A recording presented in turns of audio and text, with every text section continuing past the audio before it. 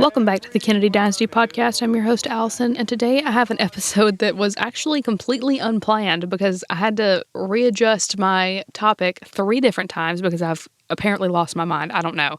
But what happened was I did a poll on Instagram, and it said, basically, pick your episode this week. Do you want it to be about growing up Caroline and Rfk Junior or about Ted's career? So everybody voted for, well, the majority voted for Caroline and Rfk Junior and growing up and their childhood and all that kind of stuff. So sit down Monday, start looking, get to working on it, and realize there is really a lack of source material online for that particular topic. Like, I could have pulled some stuff together, but it just wouldn't have been very good, in my opinion. So after that happened, I thought, well, I need to finish reading the Kennedy heirs first, and then I can do that topic. So that was out the window. Then I was like, okay, well, 25% voted for Ted's career, so I'll just do that one. So I sit down and start studying that, and I was like, wait, I've already kind of done this, I think. But why is it still on my topics list? Because I have like a running list of all the topics that I do. I was like, this feels like I've already studied this. I'm confused. So I go back, and lo and behold, a pretty good while ago, I did one on Ted's life and career. So I was like, what the heck? I had just forgotten to take it off of my topic list, and it slipped my mind, and I just lost my mind. I don't even know. So, yeah, I had to come up with a completely different topic, but I'm actually really good with the one I landed on because I've learned a lot, and I think it's really interesting to dive into it. So today I'm going to be talking about Abraham Zapruder and his life and the film in general, and how, you know, how much he sold it for, kind of what he went through during that time in his life, and how tragic it was for him. Also, he has a really interesting background. So, yeah, it just kind of came together. So that's what we're going to talk about today. Before we get to that, we had some serious Kennedy news this week, so let's get to that first. Big news story of the past 7 days. This article was actually sent to me multiple times this week, and I find it interesting because I actually am an SNL fan, so I thought this was really cool.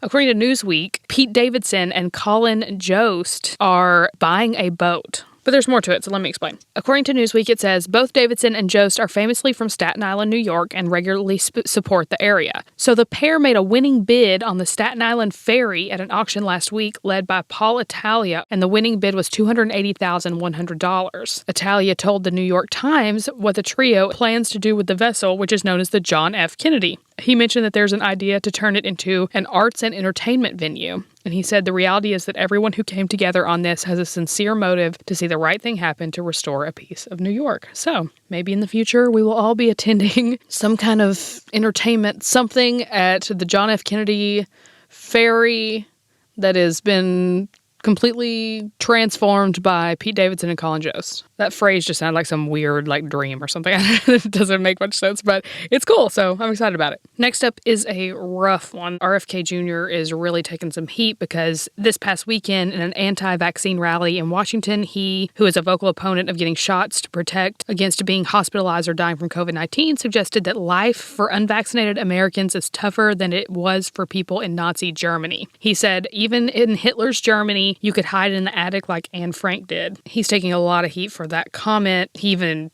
was addressed in a statement from the Auschwitz Memorial, and they condemned the son of the former senator, saying, exploiting of the tragedy of people who suffered, were humiliated, tortured, and murdered by the totalitarian regime of Nazi Germany, including children like Anne Frank, in a debate about vaccines and limitations during global pandemic is a sad symptom of moral and intellectual decay. They said that in a tweet. And then his wife, Cheryl Hines, even came out and tweeted, my husband's reference to Anne Frank at a mandate rally in D.C. was reprehensible and insensitive. The atrocities that millions endured during the Holocaust should never be compared to anyone or anything. She said his opinions are not a reflection of my own. And then on Instagram, Carrie Kennedy even said, Bobby's lies and fear-mongering yesterday were both sickening and destructive. I strongly condemn him for his hateful rhetoric. He does not represent the views of Robert F. Kennedy human rights or our family. And some of the family members shared that as well. He then addressed all of the controversy by saying, I apologize for my reference to Anne Frank, especially to families that suffered the Holocaust horrors. My intention was to use examples of past barbarism to show the perils from new technologies of control. To the extent my remarks caused hurt, I am truly and deeply sorry. So that's all up in the news. If you guys want to go read more about it, feel free to do so because it's literally everywhere. Now let's get to our recommendations segment. It's kind of a Q&A segment too, so it's going to be like a crossover of both. Of course, then we would recommend it. I got asked again multiple times this week what my favorite documentary or docu-series thus far is about the Kennedys, and I'm going to answer it again just for any new listeners or anybody that forgot my past answer or just is looking for a new Kennedy documentary to watch. My absolute favorite is American Dynasties, The Kennedys. I think it's a 6-part series by CNN. I think it just delves in a really honest way into a lot of different facets of the family, and it's extremely engaging, extremely entertaining, and extremely educational. So that is my recommendation for the week. Now for the inspiring clip of the week. One of the inspiring notes.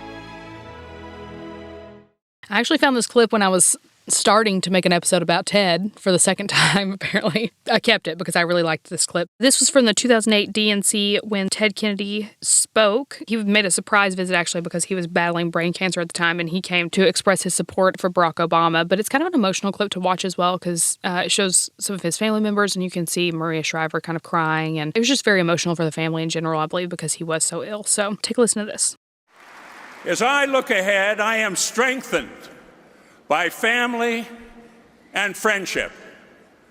So many of you have been with me in the happiest days and the hardest days. Together we have known success and seen setbacks, victory and defeat. But we have never lost our belief that we are all called to a better country and a newer world. And I pledge to you that I will be there next January on the floor of the United States Senate when we begin the great All right, so let's get to our episode. This week, my sources are Washington Post, the 6th Floor Museum at Dealey Plaza, Wikipedia for a couple dates and things like that I cross-checked, and findbiographies.com. I'll be quoting Washington Post fairly heavily because, I can't make up the facts about his life, so that'll be my main source, really. Also, I'm going to put a lot of audio clips and interview clips and stuff in this episode, too, so it should be pretty packed. Here we go. Abraham Zapruder was born on May 15th of 1905, and he was born into an Ukrainian Jewish family in the city of Kovel in the Russian Empire, which is now Ukraine. And his father's name was Israel Zapruder. I thought this was interesting. He only received 4 formal education years in Ukraine. In 1918, Abraham Zapruder left Kovel for Warsaw with his family, and the story of them immigrating to America is actually really sad. Wikipedia says that at some point, Zapruder's brother was pulled off of a train and murdered in front of his family by Polish guards. But in 1920, his family did immigrate to the United States, and they settled in Brooklyn. And according to the Washington Post, Zapruder's daughter said that her dad's childhood in Russia had been terrible, just full of misery and starvation. And when he made it to America, he was only 15 years old, but he learned English, and he went to work as a pattern maker on 7th Avenue in New York's Garment District. She says that in 1941, at the invitation of a friend, he applied for a job in Dallas and became production manager for the Nardis Sportswear Company.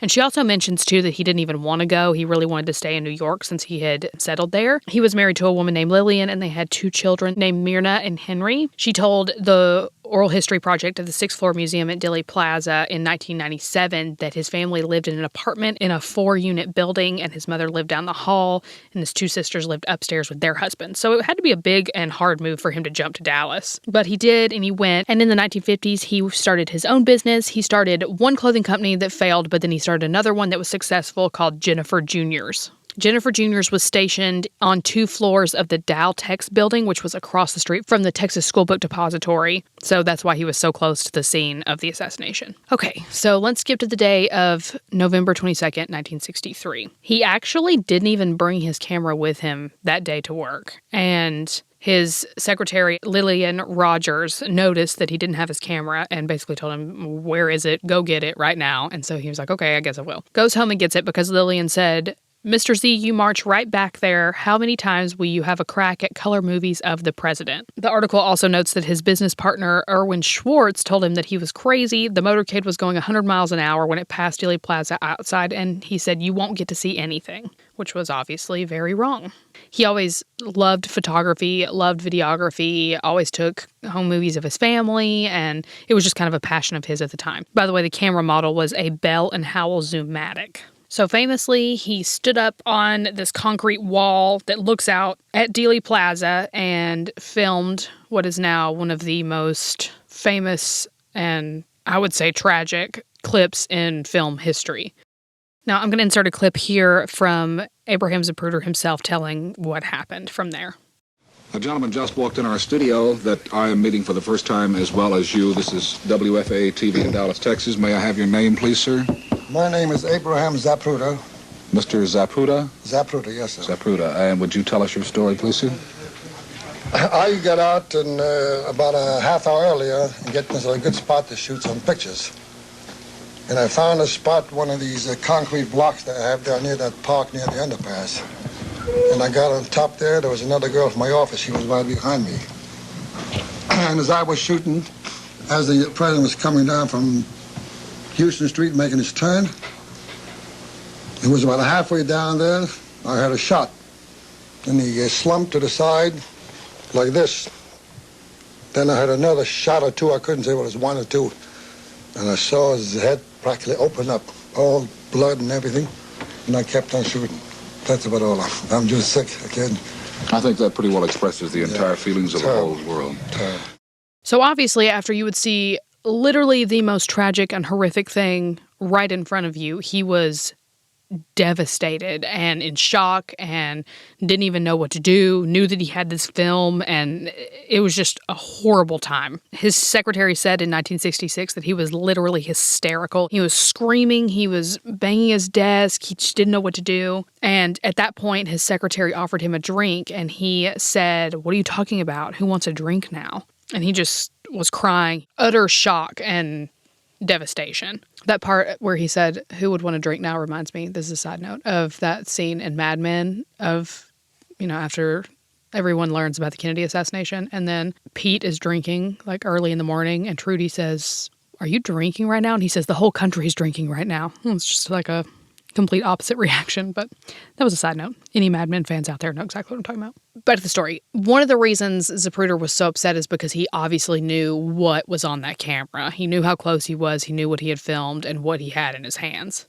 Here's a side note. Agent Forrest Sorrells, a part of the Secret Service's Dallas office, actually noticed Zapruder filming the assassination. So he instantly knew that, there's this guy that has this film that could possibly be necessary for the investigation. So he was already meeting with him and kind of following him around, trying to get the film, all that kind of stuff. So Abraham went and developed the film that very afternoon to see what he actually got.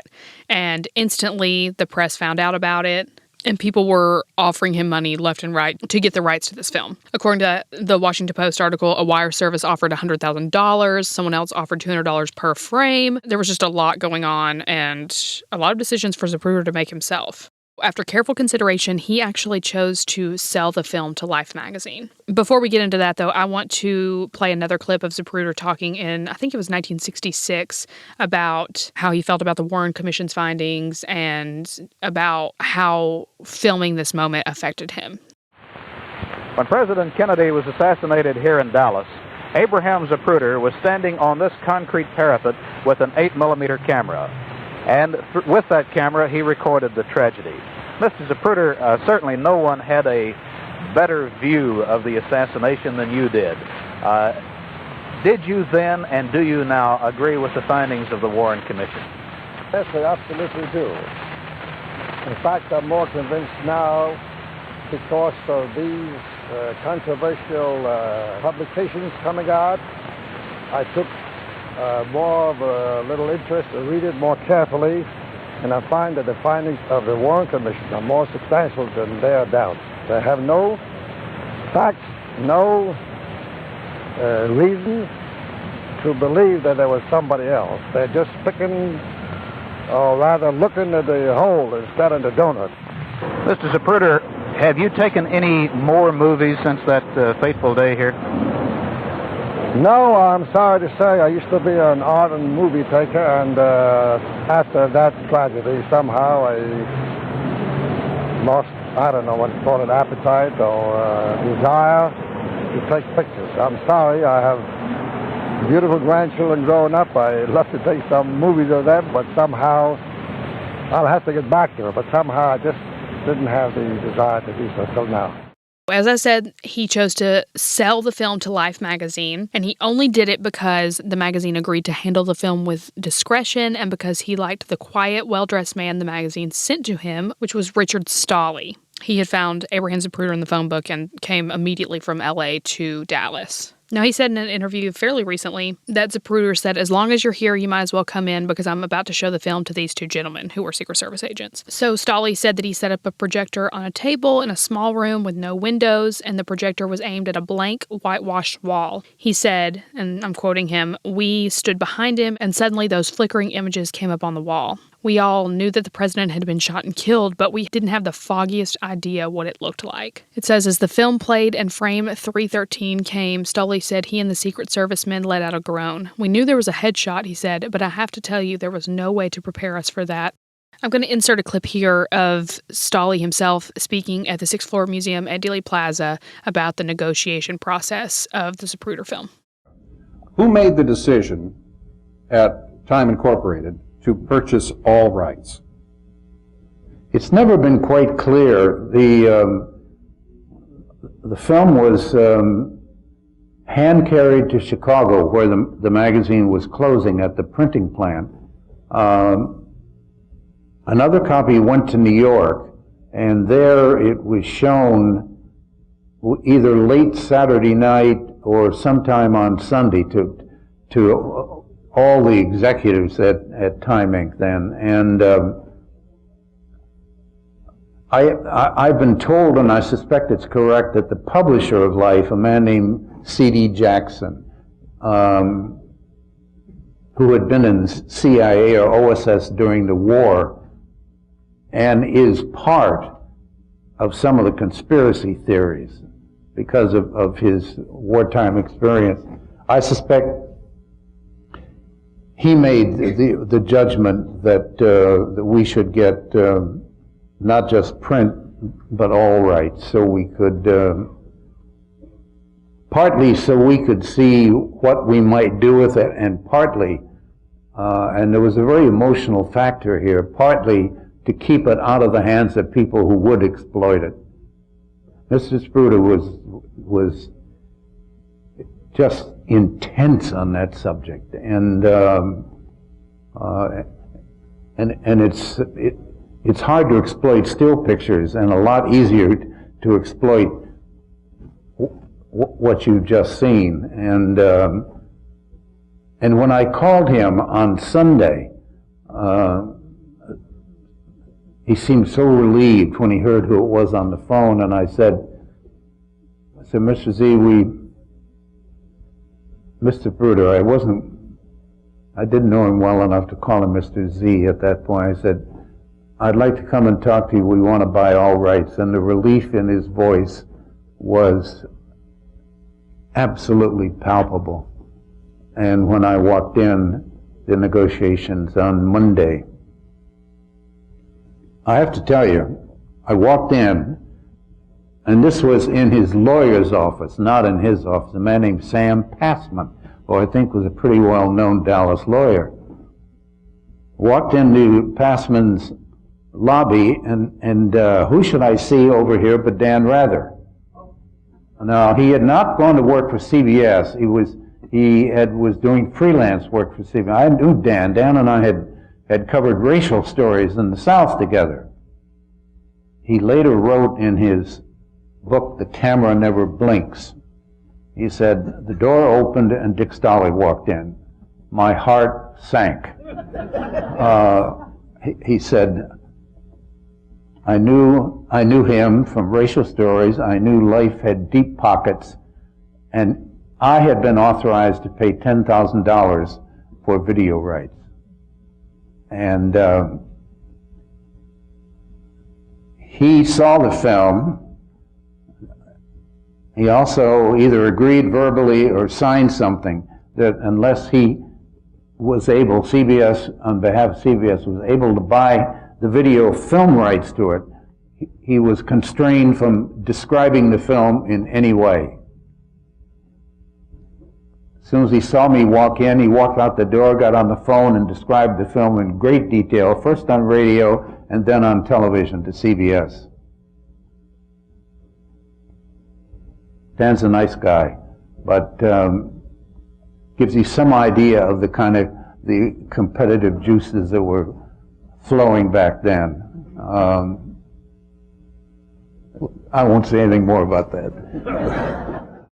So in the end, they paid him $150,000 for the rights to the film, and according to everywhere that I saw, he didn't want anyone to know how much money he got from it. He was very sensitive about money and didn't think it was anybody's business. So what happened after that, he ended up donating $25,000 of the money that he earned to the widow of the Dallas police officer J.D. Tippit, who was also murdered by Lee Harvey Oswald. And the 26.6 seconds, 486 frame film has long outlived him as he passed away on August 30th, 1970 of cancer. It's always been a topic of conversation to conspiracy theorists, to people in general. I mean, I was listening to a documentary, not about the Kennedys or anything, a few weeks ago, and they mentioned the Zapruder film. It's just something that's so ingrained in the subconscious of, I feel like, our nation and more nations than even ours. It's just a known thing. The Washington Post article says that as years passed, conspiracy theorists sprouted and bootleg copies of the film leaked out and multiplied. And in 1975, Time Inc., which owned the then diminished Life and had grown tired of caring for the sought-after footage, sold the film back to the Zapruder family for $1. And 3 years later, it was stored as a courtesy in the National Archives where it is today. But then, on April 24th, 1997, the board declared the Zapruder film public property, and the government began negotiations to compensate Zapruder's children and widow. The family had already earned $878,000 in fees since 1976 for letting others use the film. And then the article goes on to say, but what was it worth? The Justice Department offered $750,000 for the film without the copyright, but the Zapruders asked for $18.5 million for the film and the copyright, according to news reports. Finally, they came to an agreement on August 4th, 1999, after a special arbitration panel instructed the government to pay the Zapruders $16 million for the film, and the family later donated the copyrights to the Sixth Floor Museum. Now, this is just a fascinating ending to this article as well, that just ties together just the Kennedy name and tragedy and phenomenon and all the things. It says the arbitration panel had actually reached its decision on July 16th, but delayed its announcement because of another national tragedy that day. A small plane had crashed off the coast of Massachusetts, killing 3 people, including its pilot, John F. Kennedy Jr. It's just crazy to me that the finances and the discussions and all the things of the Zapruder film literally ended on the day that John F. Kennedy Jr. went missing. That's so tragic and wild. Another thing I want to note about this story, that specific tragic, fatal shots frame was kept out of public view for years and years and years. It was just too gruesome, and Zapruder was very specific about not wanting that to be seen or shown to anyone or printed because it was just so terrible. So it literally was not shown to anyone until 1975, where it aired on television on Good Night America. Like I said, this is literally the first time that anyone had seen it in its entirety on television at all. I'm going to insert a clip from that show. Now, it kind of starts out with them talking about it, and then they narrate the film as it's being shown. Big trigger warning for this. It's really detailed about the film and very tragic and gory. So if you don't want to hear that at all, then I would skip ahead like 2 or 3 minutes. Robert, welcome, and I wish you could set up the Zapruder film a bit for us, and we'll get right into it. Okay. Abraham Zapruder was a Dallas dress manufacturer, and it was pure accident that he brought the camera with him that day. He almost didn't. And he was looking for a good vantage point, and he picked a point on Elm Street in Dealey Plaza in downtown Dallas. As the motorcade passed in front of him, he got what is frame for frame the most valuable historical document of all time. It's become very chic among television producers to put a disclaimer at the head of any film. The film you're about to see might be shocking, it might be horrifying, you might not want your kids to watch it. And I think the unfortunate net effect of that is to make more people watch it.